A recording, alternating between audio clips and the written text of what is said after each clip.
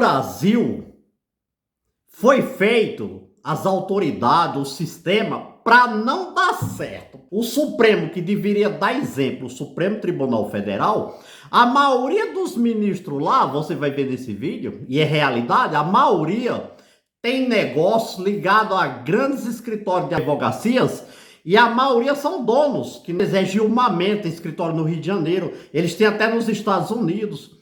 Alexandre de Moraes tem escritório de advogados também, onde a mulher toma conta. E grandes empresas, bancos, fortunas, decisões que valem milhões, bilhões. Esses bancos, essas pessoas milionárias, pega quem para advogar para eles? Familiares dos ministros, escritórios dos ministros, que esses processos acabam indo para o Supremo, que é eles que vão julgar.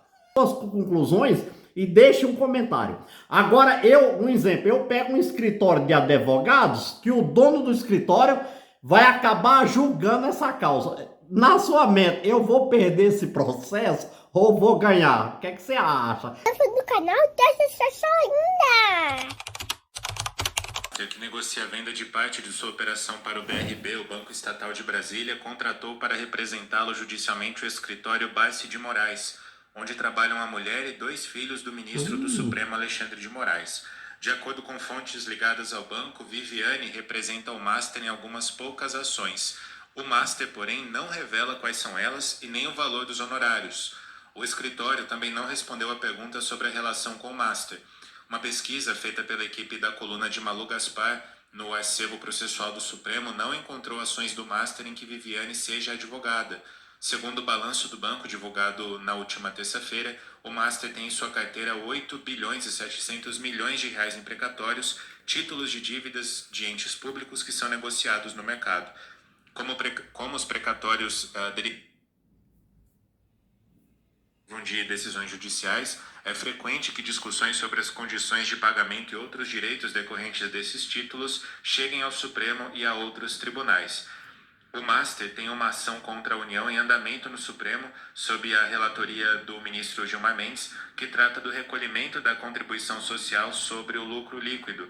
Em janeiro deste ano, Gilmar mandou arquivar o caso, mas o banco entrou com recurso, que ainda não foi julgado. O nome de Viviane não consta nos autos desse processo. Procurado pela equipe da coluna, Moraes não esclareceu se já teve despesas, como passagens aéreas e hospedagem, pagas pelo Banco Master. Nem se manifestou se há conflito ético em participar de eventos patrocinados pela mesma instituição que contratou a sua mulher. Essa informação, como eu disse, é de Malu Gaspar, do jornal O Globo. Leandro de Jesus, tem conflito ético nessa história, Leandro? Olha, Pitori, eu, inclusive, sendo da área jurídica, como sou, conhecendo como funcionam os tribunais, as relações, muita coisa que acontece nos bastidores, as influências, inclusive que não necessariamente o nome da esposa dele precisa estar, enfim, numa determinada ação, tramitando, enfim, para que tenha a influência, né? Sabe nos bastidores como é que essas coisas funcionam. Obviamente que o conflito ele é patente. Na realidade, com toda a sinceridade que a gente tem que ter, buscando a transparência que nós precisamos e queremos para o Brasil, é bastante estranho ver ministros da Suprema Corte, ou seja, que tenha toda a influência, não apenas ali onde está a sua competência na alta corte do Brasil, mas obviamente que eles exercem influência em todo o judiciário brasileiro, né? E as suas famílias, né, com escritórios de advocacia, coincidentemente, né, vamos chamar de coincidência, com causas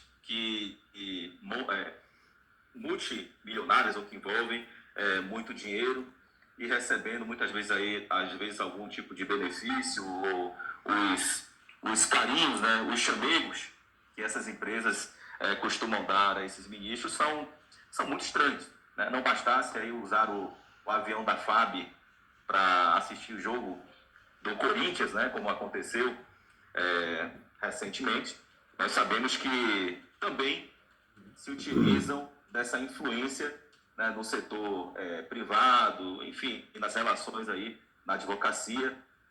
Nós precisamos, na realidade, e aí não apenas envolvendo a Suprema Corte ou os ministros, mas infelizmente há que se dar muita transparência, aí abrangendo todo o nosso judiciário. Quando eu falo todo o nosso judiciário, não estou dizendo que são todos os juízes ou todos os desembargadores, não é isso que eu estou dizendo, mas em todas as instâncias, muitas coisas estranhas acontecem, sob influência, inclusive, de grandes empresas. Posso dizer que eu já fui vítima de situações como essas aqui, enquanto advogado, mas não vou entrar em detalhes aqui.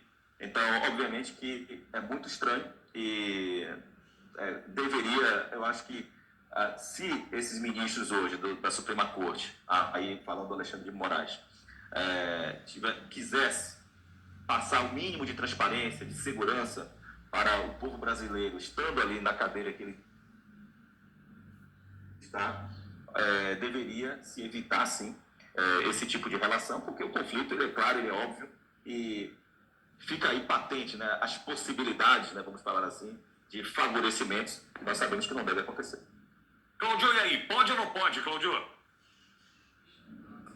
Alexandre Pitoli, quando se pergunta algo se pode ou não pode em relação a questões jurídicas no Brasil, você tem que separar em dois grupos. Pode ou não pode para juízes, desembargadores, não deveria, ministros do STJ, os quais se subordinam à lei orgânica da magistratura, os quais se subordinam ao Conselho Nacional de Justiça. E tem a outra parte, esses aí são 15, 20 mil pessoas, esse grupo primeiro que eu estou falando. No segundo grupo, do pode ou não pode, nós temos ministros do STF.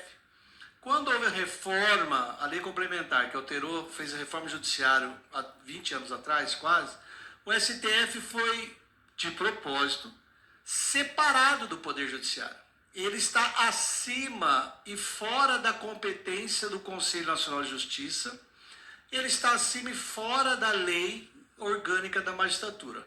O STF virou uma aberração no Brasil, que a gente sempre relembra. Somente uma pessoa no país pode botar o dedo na ferida do STF, por enquanto, que é o presidente do Senado. Um rabo preso. Nós ficamos anos comentando sobre a omissão, na minha leitura, prática de prevaricação, que é deixar de fazer algo que é competência do servidor público, do agente político, por interesse próprio, do Rodrigo Pacheco, engavetando tudo quanto era pedido de impeachment. Eu acho, na minha Todos é assim, o opinião, Mota, tudo. que após o Barroso ser presidente, e ele disse que ele vai aposentar após ser presidente do STF, vai sobrar uma vaga no STF, que eu acredito, na minha opinião, humilde opinião, que vão colocar o Rodrigo Pacheco ali para pagar o que ele fez para defender o STF. Como deram para o Flávio Dino para pagar o que ele fez para proteger o governo Lula e o 8 de janeiro. Como deram para o Zanin para pagar o que ele fez como advogado de defesa do presidente Lula. Como deram para os outros. Ministros do STF brasileiros não é juiz, não obedece à lei orgânica da magistratura, não obedece ao Conselho Nacional de Justiça. Então, Alexandre Pitoli, mesmo sendo uma situação que qualquer normal fala que é uma cara de pau violenta, o próprio STF fez uma decisão em dezembro de 2023, se não me engano, ou 22, dizendo que não é proibido que um escritório de advocacia que tenha dentro do escritório como sócio o cônjuge, esposo ou filho de ministro do STF, não é proibido que esse escritório atue dentro do STF. Porque eles falaram, de repente, a esposa do Gilmar Mendes, que está no escritório de advocacia importante lá no Rio de Janeiro, ela está atuando em direito de família. E o processo que está entrando na STF está falando sobre direito tributário. Então, tipo assim, ela não sabe do assunto. O STF ainda fez uma decisão livrando a cara deles. Todo mundo, Pavinato sempre lembra, o Pavinato sempre fala no programa dele. Nós sabemos quantos milhões custa para contratar o escritório da esposa do ministro Alexandre de Moraes e do filho dele. O filho dele é aquele lá do aeroporto de Roma, tá, gente? Então, a gente sabe disso. Vou dar mais 2 casos aqui, Alexandre, rapidinho para confirmando o que o Leandro acabou de falar. Vai lá. O Luiz Nassif, famoso jornalista, que é um jornalista que é muito de esquerda também, dia 2 de abril de 2025, ele publicou no Jornal de Todos os Brasis, GGN, o seguinte reportagem: controladores das americanas, lojas americanas, se livram do golpe da década. Sabe aquela quebrada que os donos da Ambev deram na Americana? Que não estourou O trio nada dos deles. milionários, vocês Então, lembram? ele fala ali sobre como estão livrando a cara desses caras. Aí ele fala que o juiz Paulo Stefan, da 4ª Vara Empresarial do Rio de Janeiro, antes mesmo de estourar, impediu o pagamento de antecipação de pagamento de credores, obrigando o BTG, que estava cobrando o calote que tomou da Americanas, obrigando o BTG a devolver 1,2 bilhão para o caixa das Americanas, que estava dando um calote em todo mundo, inclusive no BTG. Maracutaia. Aí está na reportagem dele que esse juiz foi alvo da Corregedoria do Tribunal de Justiça do Rio de Janeiro, quando descobriram que a esposa, o filho dele, era sócio da esposa de uma das pessoas que esse juiz indica para administração de processos judiciais. Aí eles falam ainda, o Luiz Nassif fala na reportagem, que o juiz não apenas aceitou o pedido, como indicou o escritório de advocacia Sveiter, de Sérgio Sveiter, um advogado renomado do Rio de Janeiro. E o Luiz Nassif põe: esse advogado é irmão do desembargador e ex-presidente do Tribunal de Justiça do Rio de Janeiro, Luiz Sveiter, e de uma família com larga influência nos tribunais fluminenses, especificamente, aspas, por Luiz Nassif, para a indústria de recuperação judicial do Rio de Janeiro. E outra reportagem famosa é daqueles ministros, daqueles juízes do Mato Grosso do Sul, que foram agora na Operação Última Ratio afastados por venda de decisões. E daquele advogado assassinado em julho de 2024, que lá na frente do escritório dele em Cuiabá, quando a polícia pegou o celular, tinha mensagem dele comprando, vendendo e negociando os acordos. Então, o que o doutor Leandro está falando, eu também embaso. Sim. Vamos lá, Claudio. Existe muito essa questão dos tribunais superiores não ter nenhuma fiscalização sobre eventuais corrupção. Então, nós, advogados, sofremos com isso, e todos os juízes honestos também sofrem com isso, porque os maus geram a má fama dos bons. E a gente sabe, ministro do STF, imagina contratar a mulher do Alexandre de Moraes para cuidar de uma questão dessa do Banco Master. Quantos milhões e bilhões estão envolvidos, Alexandre?